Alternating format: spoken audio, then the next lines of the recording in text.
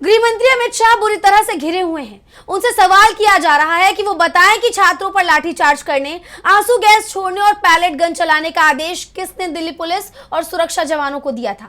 विपक्ष लगातार ये सवाल कर रहा है, लेकिन जवाब देने से बचने के लिए शाह सदन में नहीं आ रहे। वो संसद में तो आ रहे हैं, लेकिन मॉनसून सत्र की कार्यवाही में हिस्सा नहीं ले रहे और ना ही पूरे परिसर में नजर आ रहे हैं, जबकि विपक्ष लगातार जवाब मांग रहा है, शाह को सदन में बुलाने की मांग कर रहा है, प्रदर्शन कर रहा है, लेकिन पीएम मोदी और शाह पूरे बवाल पर चुप्पी साधे हुए हैं। जवाब देना तो दूर, बल्कि बीजेपी की तरफ से छात्रों को कभी दहशतगर्द बताया जाता है, तो कभी यह कह दिया जाता है कि जंतर मंतर पर प्रदर्शन करने वालों में पंचर और ताले बनाने वालों के बच्चे शामिल हैं। खुद पीएम मोदी रील्स बनाकर शिकायतें कर रहे हैं, कह रहे हैं कि जंतर मंतर पर जो हुआ उसे पूरे देश ने देखा, मेरे लिए अशोभनीय भाषा का इस्तेमाल हुआ और भी बहुत कुछ।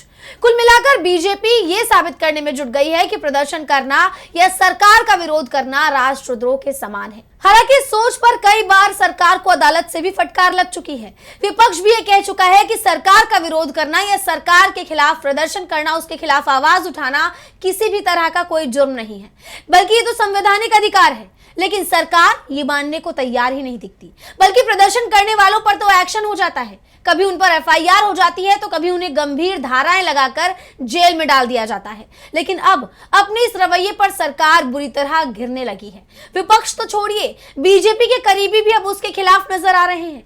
आरएसएस प्रमुख मोहन भागवत ने एक ऐसा बयान दिया है जो बीजेपी के गले की फांस बन गया है। 6 अगस्त को आरएसएस प्रमुख मोहन भागवत ने मुंबई में जेनजी से संवाद किया। इस दौरान उन्होंने कई मुद्दों पर युवाओं से बात की। उन्होंने युवाओं पर भरोसा जताया और कहा कि मैं बिना सोचे समझे जेनजी पर भरोसा कर सकता हूं। भागवत कहते हैं कि अगर मुझसे आंखें बंद करके किसी पर भरोसा करने के लिए कहा जाए तो मैं जेनजी पर आंख बंद करके भरोसा करूंगा। युवाओं के विरोध प्रदर्शन और लोकतांत्रिक बातचीत का जिक्र करते हुए मोहन भागवत ने आगे कहा कि लोकतंत्र में विरोध बातचीत का ही एक जरिया है। लोकतंत्र बातचीत के बाद आम सहमति बनाने का एक तरीका है। जेनजी की शिकायत जायज है और हमारे देश की शिक्षा व्यवस्था में बहुत कुछ सुधारने की जरूरत है, इसीलिए बातचीत जरूरी है। आज के युवा भारत के अपने लोग और देश की अगली पीढ़ी हैं। वो हमारे अपने लोग हैं, वो हमारी अपनी अगली पीढ़ी है। उस रिश्ते को पहचानना जरूरी है। मैं ये नहीं कहूंगा कि जेनजी किसी खास तरह का है। भागवत के इस बयान पर कई राजनीतिक दलों ने उनका साथ दिया है। जम्मू कश्मीर की सत्तारूढ़ पार्टी नेशनल कॉन्फ्रेंस के नेता और मुख्यमंत्री उमर अब्दुल्ला ने भी भागवत के बयान का समर्थन किया है। मोहन भागवत के संबोधन पर जम्मू कश्मीर के मुख्यमंत्री उमर अब्दुल्ला ने कहा, मोहन भागवत ने कुछ भी झूठ नहीं कहा। जेनजी पीढ़ी के प्रदर्शन और उनके अधिकारों और हकों के लिए थे। उन्होंने जो कुछ भी कहा वो देश के खिलाफ नहीं था, ये निश्चित रूप से देश की सरकार के खिलाफ था। और अच्छी बात यह है कि मोहन भागवत ने इस अंतर को स्वीकार किया है। हालांकि कांग्रेस सांसद प्रियंका गांधी ने भागवत के बयान पर तीखी प्रतिक्रिया दी है। उन्होंने कहा है कि जेनजी को भागवत के सर्टिफिकेट की कोई जरूरत नहीं है। जिस तरह छात्रों से बात करके भागवत ने यह दिखाने की कोशिश की कि वो युवाओं के साथ हैं, अब ये पैंतरा भी बीजेपी के काम नहीं आ रहा। संघ प्रमुख की ऐसी बातों से भले ही उन्हें लगा हो कि वो ऐसा करके युवाओं को साथ ले रहे हैं, उन्हें अपने पाले में ले आ रहे हैं, लेकिन ऐसा नहीं है, बल्कि भागवत खुद भी घिरे हुए दिखाई दे रहे हैं। दरअसल संवाद के दौरान छात्रों के साथ हुई क्रूरता पर भागवत ने कुछ नहीं कहा। उल्टा उन्होंने तो ये कह दिया कि मुझे तो इसके बारे में कुछ पता ही नहीं है। विरोध और प्रदर्शन के दौरान लाठीचार्ज, आंसू गैस और पैलेट गन के इस्तेमाल की खबरों का जिक्र करते हुए भागवत ने कहा कि उनके पास इस घटनाओं के बारे में कोई पक्की जानकारी नहीं है, इसीलिए वो इस पर कोई टिप्पणी नहीं कर सकते। ये कार्रवाई सही थी या गलत, वो इस पर कुछ नहीं कह सकते।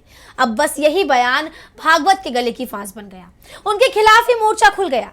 इस पर राज्यसभा सांसद कपिल सिब्बल ने कहा, भागवत जी, जेनजी की शिकायतें वास्तविक हैं। संवाद किसी भी लोकतंत्र में जरूरी है, अच्छा राजनीतिक दांव है। लेकिन आपने लाठीचार्ज और पैलेट गन के इस्तेमाल की निंदा नहीं की। क्यों? आप कहते हैं आपको तथ्यों की जानकारी नहीं थी। ये पूरा देश जानता है। अमित शाह बस एक फोन कॉल दूर हैं। आरएसएस प्रमुख मोहन भागवत के जेनजी पर दिए गए बयान पर कॉकरोच जनता पार्टी के संस्थापक अभिजीत दीपके का भी बयान आया है। उन्होंने कहा कि जिस तरह भागवत युवाओं से बात कर रहे हैं, उन्हें ईमानदार कह रहे हैं, ऐसे में उन्हें बीजेपी को भी समझाना चाहिए।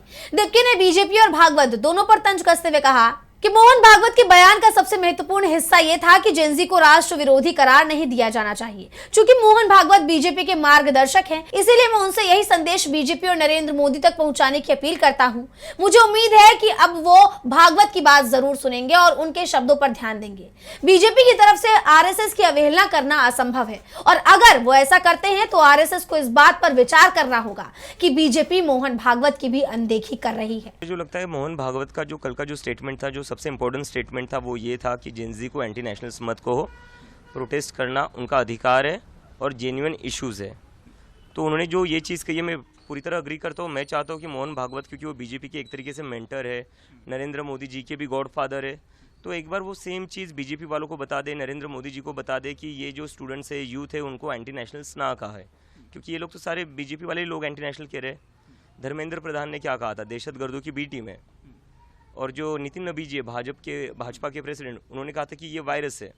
तो मैं उम्मीद करता हूँ कि अब मोहन भागवत जी की ये बात सुनेंगे, ये उनकी बात मानेंगे।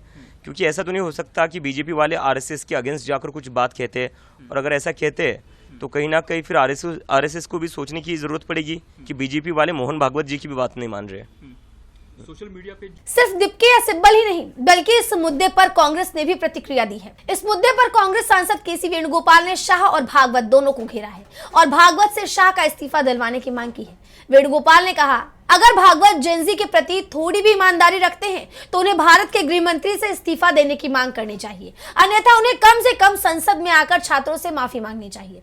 इसके अलावा आरएसएस सरकार को नियंत्रित कर रहा है। अगर उन्हें छात्रों के प्रति थोड़ी भी ईमानदारी है तो उन्हें उनके खिलाफ हुए अत्याचारों की निंदा करनी होगी। वेणुगोपाल ने आगे कहा, पैलेट गन का इस्तेमाल किया गया था और छात्र इसके लिए जवाबदेही की मांग कर रहे हैं। वो इस मुद्दे पर चुप क्यों हैं? ये सब दिखावा मात्र है। इसके अलावा झारखंड जेपीएससी जेएसएससी उम्मीदवारों के विरोध प्रदर्शन पर वेणुगोपाल कहते हैं कि हमारा रुख बिल्कुल साफ है। जहां भी छात्र अपने जायज मुद्दों के लिए वास्तविक विरोध प्रदर्शन कर रहे हैं, हम उनके साथ खड़े हैं।